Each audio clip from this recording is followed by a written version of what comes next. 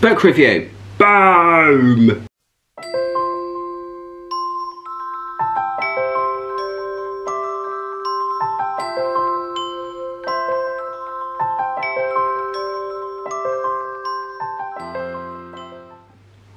Hi guys, it's Ostrom. How's everyone doing? Good, good, good, I hope. Before you ask me, yes, I'm wearing my t-shirt that I got for my birthday back to front because I like the back as much as I like the front, and sometimes you just gotta mix it up. Today I wanted to do a book review because it's a perfume related book review.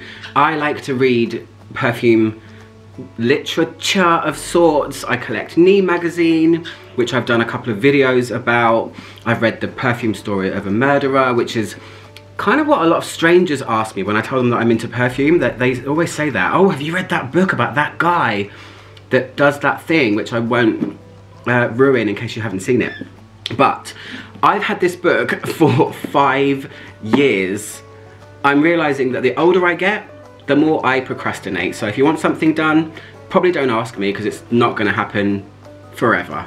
But in all seriousness, I just do things when it feels right. And recently I thought, right, you've been by the side of my bed for 5 years. I think it's time to read you because you're just looking at me just, oh. Yeah, so I did it. Anyway, so this book is called Perfume, A Century of Scents. I don't want it to be too flashy, but you know the book, like I'm holding it, it's right here. That's a good angle, there you go.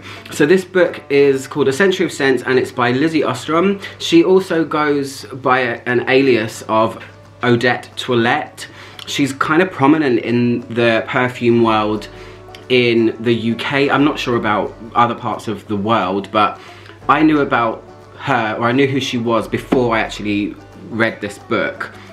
She does a lot of talks, she does a lot of workshops, she did an installation which I actually visited and vlogged. I'm going to link that in the end screen at the very end of the video.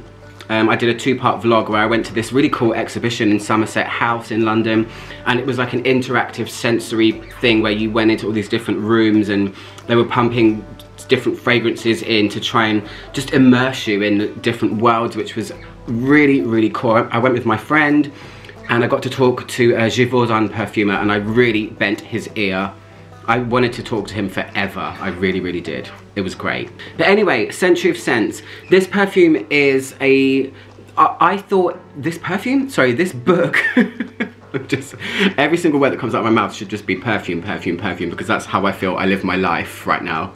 So it's a book about 100 perfumes, 10 for each decade, and it's starting at 1900, going right up to, where does it end? I can't remember.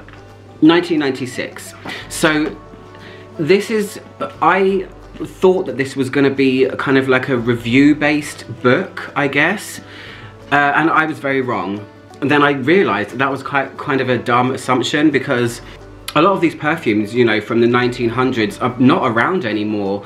Some of them were fleeting, and obviously Lizzie would have had a very hard time trying to locate them. So I did think it was going to be a review-based thing, but in actual fact, it's more than that. It's more like a light-hearted, comical kind of look at different perfumes, but it's super packed with history. She talks about so many things, the perfumers that made them, the brands, the extravagant things they did at the launch times back in the day. She also talks about the people that wore them, perfume trends, and she really has a really good way with words. She's really funny, and I really like her, what's the word? I was gonna say prose, but this isn't an epic novel. It's really, it's fun, and it's kind of not satirical, but she packs the whole thing with information about, you know, the long-standing relationships between brands and dramas that have happened between brands and the controversies that some of these perfumes created when they were released.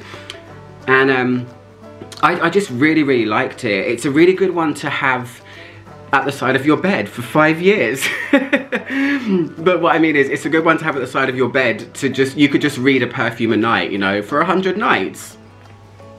1001 Arabian Nights. But you know what I mean? It's kind of bedside reading. It's something that you can just pick up and put down, and you don't have to commit to it fully. And this is why I don't know why I didn't read it quicker. Why did it take me 5 years? It didn't take me 5 years to read it. It just took me 5 years to start to read it. Oh gosh, I should be quicker at a lot of things in my life.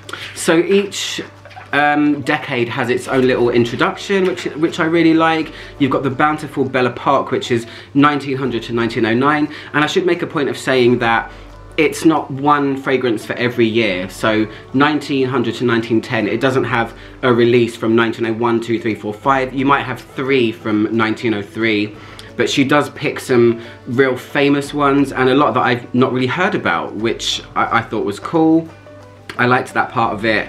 And there are a lot of famous perfumes in here, of course. You can't really write a book about 100 perfumes and not have her own take, I would say, on Chanel No. 5 and Mitsuko and Shalimar and Lulu and Poison and all the things that a lot of us are familiar with. And I would say that one of my favourite parts about this, or my favourite thing about reading this, was turning the page and coming across something that I know. So it's fun to turn a page and then you find Lulu and it's like, okay, right, what's she gonna say about this? What am I gonna learn about it? So I really liked that she did a whole bunch of research about these perfumes, and I learned a bunch about just some of the crazy things that I think used to happen, and the people that made these perfumes and how extravagant they were.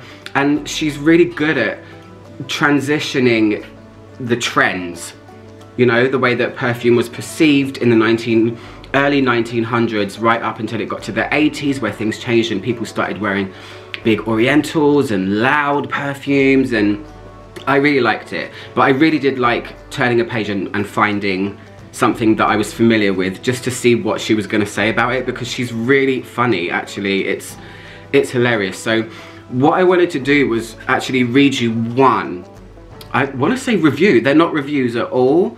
Only later on in the book does it start to become a little bit more about how the perfume smells, because obviously a lot of these are long lost, forgotten fragrances. So I wanted to read you one, and it's Draca Noir from 1982 by Guy Laroche. I want to read this one. It's not that long, so I won't keep you here too long. I wanted to read this one because this is my sense of humor to a T, okay? So she calls it the yuppie perfume, and she writes this section in the view of the perfume bottle. So she writes it from as if Draca Noir was a person.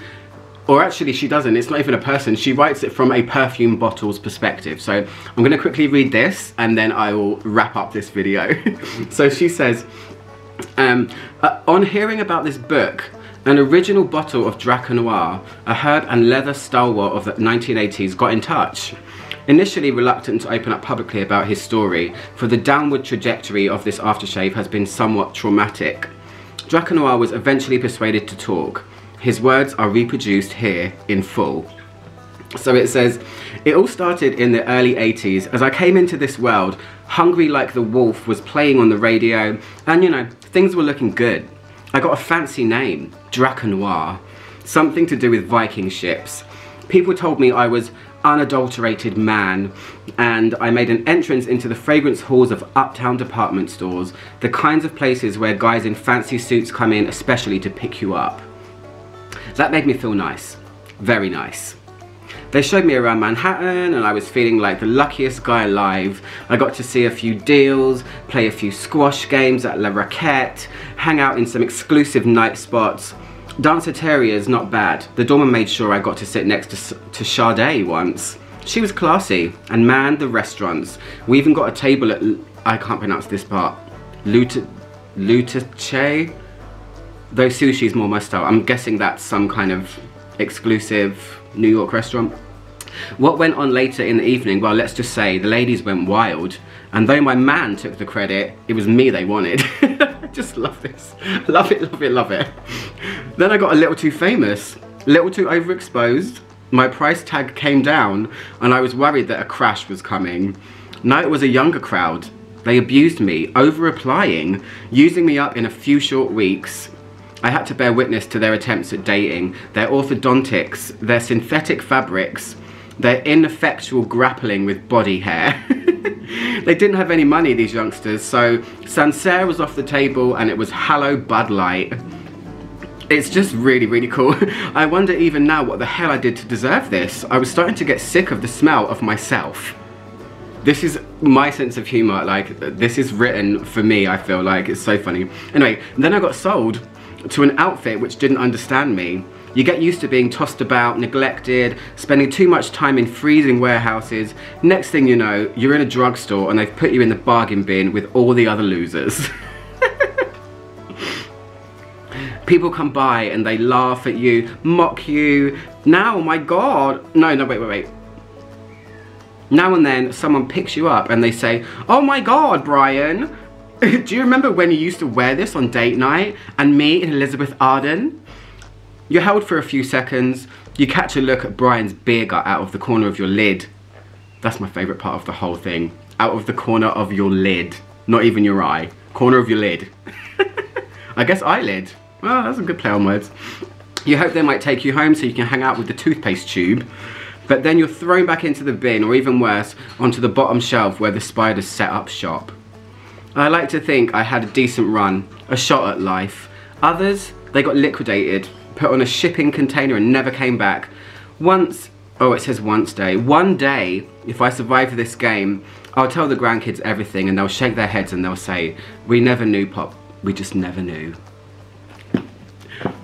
If that's not a cool section of Perfume writing, what is? Putting yourself into the actual self of a perfume bottle. I mean, that was the highlight of the book for me. I'm pretty familiar with Draco Noir, I think. I just remember it being like a choking, horrible, just over-applied perfume. But yeah, I mean, I'll quickly sum up. She goes through each decade. You've got a lot of famous ones in here. If you like vintage perfumes, I think this one's going to be really good for you. I will say it does focus more on fragrances marketed to women.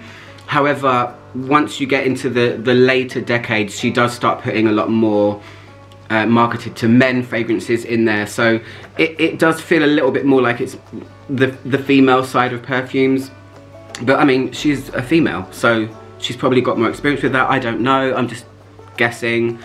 And I really like, there's a part at the end, she has a whole section just about patchouli oil from the 70s and talks about that whole phenomenon of patchouli in the 70s. And there's a bit at the end which really, I really identified with. There's a section in the naughty 90s. She talks about Angel in that one, Impulse body spray, CK1. But she talks about genuine Gucci, and it's the counterfeit perfume. So when I was younger, it doesn't happen anymore, but it did when I was younger. On Oxford Street, the main shopping street in London, you would have these kind of instantaneous men that would set up, and they would come with a case, and they would set up a little mini shop with the table with all of these fake perfumes on, and then they would have these people that actually were working with them to come over and look like it was gathering a crowd, and then more people would come and people would buy these, you know, Tommy Hilfingers and like Fucci and stuff like that, and Calvin Klein, stuff like that. And then they would just walk away with a bottle of water, basically. The authorities in London caught onto this and they stopped it. But I've seen that happen so many times, and I've fallen prey to it actually a couple of times. And also, she talks about in that section about shops, these shops that were just forever closing down, you know. They were closing down for a year and they would just churn out these fake perfumes and stuff. So because she's English, there's a lot of things that she says that I identify with, and her sense of humour is very British witty. So if that's your kind of style, you're probably going to really like this book. It's just a really nice read to pick up every now and then. So it cost me £17 when I bought it, and it came out 5 years ago, so I might be able to get it cheaper now. But For now, I wanted just to do a talk about to talk about book review perfume stuff. That's it. It's called A Century of Scents and it's by Lizzie Ostrom. Check it out. It's very shiny. That's probably annoying everyone so much, but yeah, it's this. Ooh, there you go. Anyway guys, I'm Ouch 110, trying to make the world smell better, one video at a time. I'll see you guys soon. Goodbye.